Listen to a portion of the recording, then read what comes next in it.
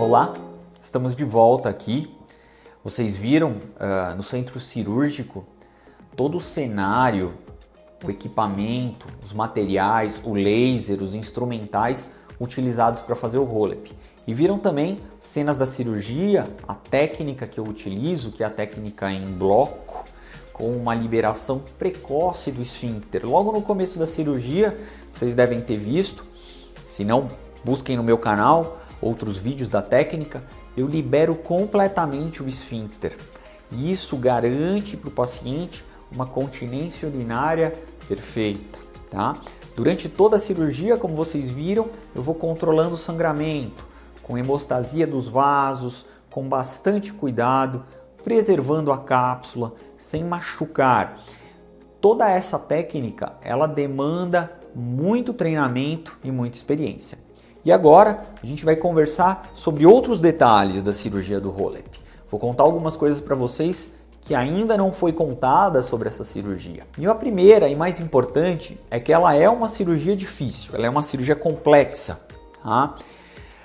Necessita de um treinamento longo e bem adequado.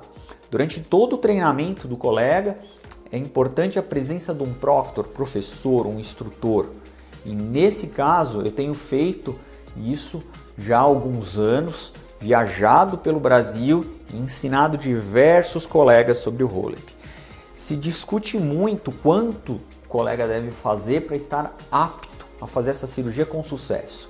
Existe na literatura científica 50 casos, outros estudos com 100 casos, 80. O mais importante é que vai depender da habilidade do cirurgião e do professor, né, do instrutor, como ele faz esses casos. É fundamental que ele tenha pelo menos mais do que 50 casos. E aí ele vai estar preparado para fazer uma próstata média, em torno de 70, 80 gramas. Próstatas maiores do que 100 gramas, 150, as extremamente grandes, necessitam de uma experiência muito maior.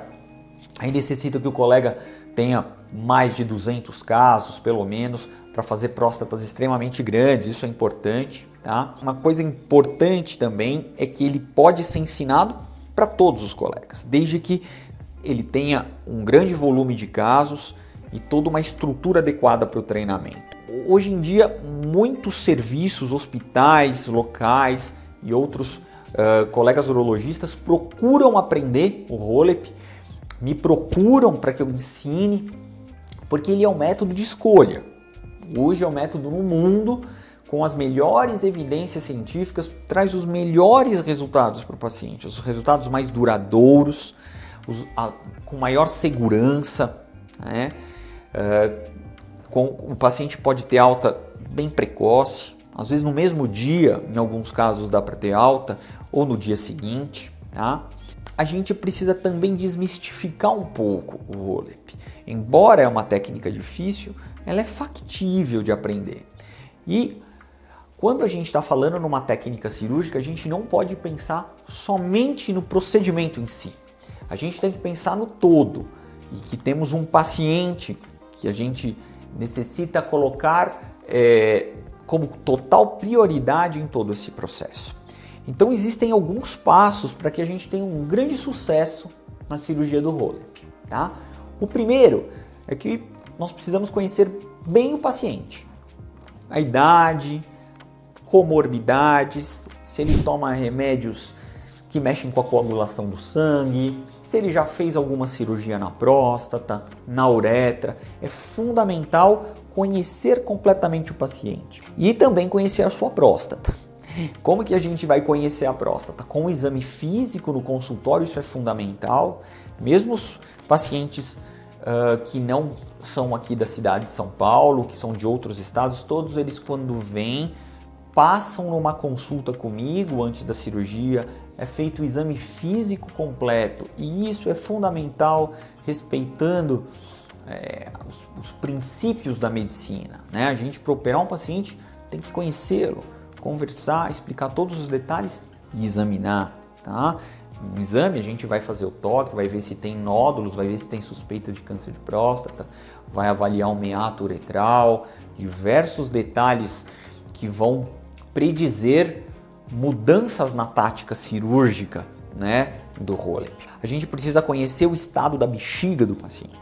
Se já é uma bexiga muito sofrida, se tem divertículos, se já tem cálculo na bexiga, o resíduo que está sobrando, a espessura da bexiga. Isso tudo entra na conta, na equação do sucesso do paciente. E aí a gente vai para a cirurgia. E a cirurgia, como vocês viram, ela é feita em 2 etapas. A gente primeiro realiza a enucleação da próstata, mas antes da enucleação tem alguns passos fundamentais. A gente tem que ter um cuidado excessivo mesmo com a uretra do paciente. Então a gente faz pequena dilatação logo no introito para não machucar. O aparelho que a gente usa é o aparelho mais fino, delicado, para que não tenha nenhum machucado na uretra, nenhum machucado no esfíncter. As taxas de estenose de uretra, de trauma de uretra no Holep são extremamente raras. Mesmo assim, utilizamos os materiais mais delicados para fazer essa cirurgia, tá? E aí a gente realiza a enucleação da próstata, como vocês viram no vídeo no centro cirúrgico, e depois a morcelação, que é um outro passo fundamental, onde a gente vai mastigar toda aquela próstata, todo aquele adenoma, na verdade, que está na bexiga, para que ele seja retirado, vai para análise patológica para ver se não tem nenhum foco de câncer no meio. E depois o paciente vai passar pelo pós-operatório imediato. O pós-operatório imediato, logo que termina a cirurgia, é colocada uma sonda. Eu utilizo uma sonda de 3 vias com uma irrigação, uma lavagem contínua.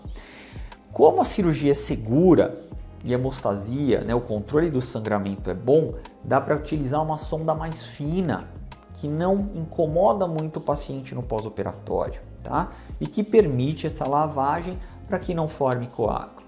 Geralmente, quando as próstatas não são muito grandes, a gente consegue logo, se o paciente operou logo cedo, até o fim da tarde, começo da noite, parar essa irrigação e tirar a sonda.